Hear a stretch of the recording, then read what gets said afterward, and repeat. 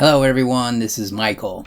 I usually make really long form videos, often over an hour long, and I've had some people say to me, why don't you make shorter videos? So I said, well, why don't I make shorter videos? So that's what we're going to try today. This is probably an excerpt from one of my long form videos, usually just a single album review from one of my ranking the catalog videos that I've done for many bands.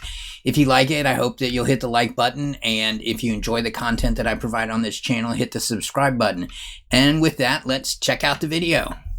After the release of When Dream Day Unite failed to grow Dream Theater's fan base and recognition, they recognized they needed to make a change, and so they decided to move on from Charlie Dominici and bring in a different vocalist. However, the getting rid of Charlie Dominici was the easy part. Finding another vocalist proved to be quite difficult, and it took them a good 2 years before they finally decided to hire James LaBrie, the Canadian vocalist, to replace Dominici. And with that, they were then able to record their second album. It was recorded in 1991 and released in the summer of 1992.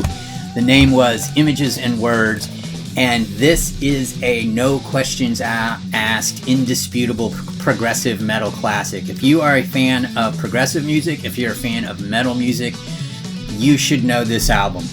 If you are a fan of progressive metal and have listened to any bands that play that genre of music in the last 20, 25, 30 years, it's almost certain that they were influenced by Images and Words. If you go to any metal music site, progressive metal site, progressive music site, and look at top albums, Images and Words will show up on the list, and the kudos are well deserved. This is a genre-bending album. It is no doubt the statement that Dream Theater made of who they are and what they wanted to accomplish. The production, unlike on When Dream Day Unite, is outstanding. You can hear everything. It's brilliant. They have long songs. They have complex arrangements. They have extensive instrumentals that allow all the musicians to show off their chops. What is different than maybe some of their later stuff is I don't feel it's a self-indulgent album in any way. I feel like even the longer songs like, and let's look at our song rankings here.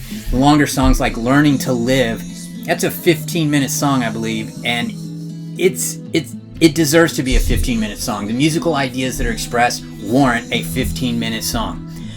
We can see that we've got 5 songs that rank 100 on my list. The opener, Pull Me Under, which is about an 8-minute classic kind of epic FM radio tune from the 70s, you know, kind of like a Stairway to Heaven type song. 8 minutes, it's got different parts, it builds up, it changes.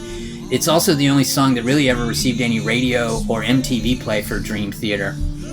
Other songs that rank as 100, Take the Time, which is about a 7-minute song. It has a really cool kind of outro to it, or ending it's an extensive ending that was kind of, it's almost like tacked on at the end. It doesn't seem like it's part of the song, but it fits brilliantly.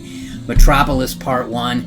This, in many ways, is the prototype Dream Theater song in that there are lyrics, and it's got a pretty cool arrangement, but the lyrics are relatively limited for a song that I think clocks in at 9 minutes.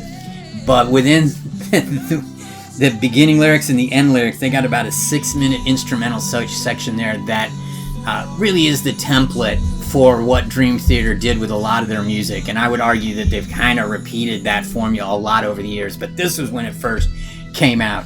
Under a Glass Moon, I love that song. The guitar solo in it is awesome.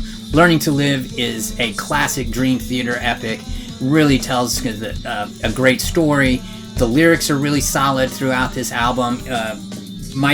John Petrucci provides a lot of them, but Kevin Moore, the keyboard player, also contributed lyrics. Just a truly, truly phenomenal album that has withstood the test of time and is a classic within the progressive metal community, and really a strong effort in any kind of rock and roll, within rock and roll at all, just period. I hope you enjoyed that video. If you did, please hit the like button or subscribe so that I can continue to provide quality content on this channel. Again, thank you for joining me today. I appreciate it.